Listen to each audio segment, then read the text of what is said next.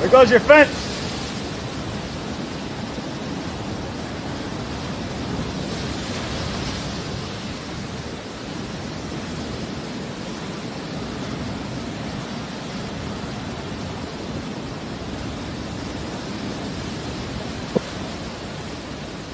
Hey, good Tuesday morning, everybody. It's Chief Meteorologist Brad Panovich. Quick update on Hurricane Delta, which is becoming a monster storm as far as intensity. It's small in size, but it is a very compact and intense hurricane. And we're going to talk about some of the impacts for the Gulf Coast, but how this could change impacts for the weekend forecast for the Carolinas. So we'll start with the forecast track first. This is the latest advisory, just came in. You could see winds are at 115 miles per hour.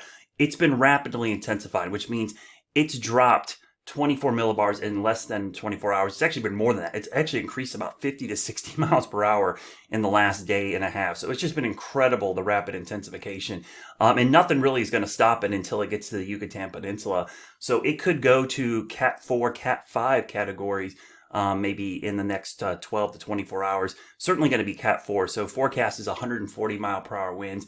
Interaction with the Yucatan Peninsula weakens it briefly. Then it gets back into an area where it can intensify again to a Category 4. But as it gets closer to the coast, there is some good news at least. The water temperatures near the northern Gulf Coast are a little bit cooler, and there is going to be some shear. The problem is once you get a storm to be that strong, it's hard to weaken it rapidly. So while it probably won't get stronger after it reaches peak intensity here in the Gulf, it's probably going to be slowly weakening as it makes landfall. The problem is storm surge is still built up, so this really doesn't impact storm surge. And remember, categories are just about the wind.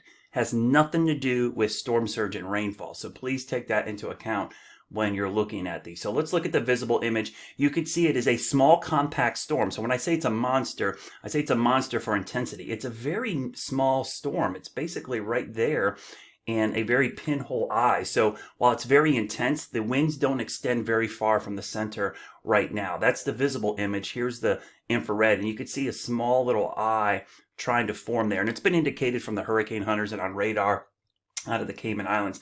The thing that I watch is how symmetrical it is. It's almost a perfect circle, this central dense overcast. We call storms that do this, they become annular, especially if they get a little pinhole eye. That means they're perfectly symmetrical and have that little eye wall. So those are typically very strong storms. And once they gain that inner core, this thing can withstand wind shear and dry air much better. So these smaller storms tend to be much more, what would I say, much more resilient to a lot of the environmental parameters that would typically dissipate a bigger, more disorganized system. So that's why there's a concern that this system is going to maintain its strength. So where is it going? Let's look at that good old spaghetti plots. You can see now that we have hurricane hunter data in there, the models are kind of all come together pretty well here. So pretty consistent track towards the Yucatan Peninsula right near Cozumel. Could be really bad news for Cancun. I mean, this would be a direct hit from a significant hurricane. And then moving into the Gulf. Now, the questions are how sharp this turn is. You could see very good clustering with the guidance, taking it towards the central Louisiana coast. But I have noticed a little bit of a trend in the last couple of model runs. Some of the global models are starting to shift west just a hair. And I think that has a lot to do with the fact that it's moving northwest a little bit quicker than anticipated, so that it's probably going to get further west before it makes that turn. And then inland. So for the Carolinas, what are we looking at?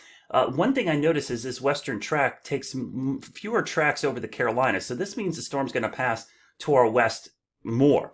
Now, typically any storm passing to our west is a problem for rainfall, but actually the further west it goes, it kind of takes the deeper moisture there. So this could have some implications on the amounts of rain we see, but certainly could affect the timing too. I think Saturday could be more light scattered showers and drizzle, and Sunday be more of the soaker. So that's something that we have to watch, especially as we get into the weekend. So real quick look at some of the rainfall forecasts for the Carolinas. You could see, I'm going to go day by day. So this is today, tomorrow, Friday. So the next 3 days, basically through Friday, next 3.5 days, no rain at all expected in our area. But then we go into early Saturday. So Friday night and Saturday, some light rain is indicated in the Western Carolinas. And then we go into Sunday morning. So Saturday night into Sunday morning. Notice the big jump in totals. So you're seeing this kind of slow down a little bit with Saturday night and Sunday becoming more prevalent. And then we go through Sunday afternoon into Monday morning. And you can see the highest totals in the mountains. And this would make sense. If there's a track to our west, the flow around the system is going to be like this. So the mountains interact with that southeast flow, and we see higher totals there. Now, that's the rainfall part of this. Intensity-wise, I didn't show this real quick just to show you the intensity forecast. You could see why the Hurricane Center has it at Cat 4, but notice a couple of these up in the Cat 5 categories, and then dropping off inland. So for the Carolinas, at least, we're not worried about wind or severe weather at this point. It's primarily talking more about the potential for heavy rain. And I always like to show this wide view. So I have the track and the consensus model track. So you can see everything pretty far to the west and kind of taking it right there into areas around Lafayette, Louisiana, Houma, down in this area, central Louisiana Gulf Coast. But if I was from Houston to Pensacola, I would still, I would be and I really worry about Southwest Louisiana. If this shifts to the west, we could have some problems. So how does this going to develop and then move our way? Let's turn everything off here, and we'll do some long-range guidance here. I always like throwing everything on here so you can see. So this is the GFS model, and you can see there's our system down there. We're going to put this into motion. Next couple of days, obviously no issues, so we'll go through today pretty quickly.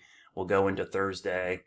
You can see, look at that thing. I mean, that's just crazy, even on the global guidance, to see a hurricane that impressive. So we're going to go into Saturday morning. So let me stop this at Saturday morning real quickly. We'll go all the way to Saturday morning. We'll stop it right about 8 a.m. Saturday morning. So 8 a.m. Saturday morning, you can see the hurricane is over Louisiana, Mississippi. Really scattered stuff over the Carolinas. We've got high pressure off the East Coast. We've got low pressure up here. So we've got a front here. We've got high pressure here. So it's providing a little bit of an easterly wind. We've got southerly winds coming here. So some kind of like wedge. And we call this sometimes an in situ wedge, which means it's not a perfect cold air damming setup, but there's some dry air getting pushed against the mountains at the same time moisture is riding up and over it. So I would think Saturday is going to be more cloudy, drizzly, misty kind of day. We'll go through the day and notice there's no real heavy rain over the Carolinas Saturday. This is 2 o'clock Saturday afternoon. Again, I'll go in closer so you can see it. We'll go into Saturday night. This is 5 p.m. This is 8 p.m.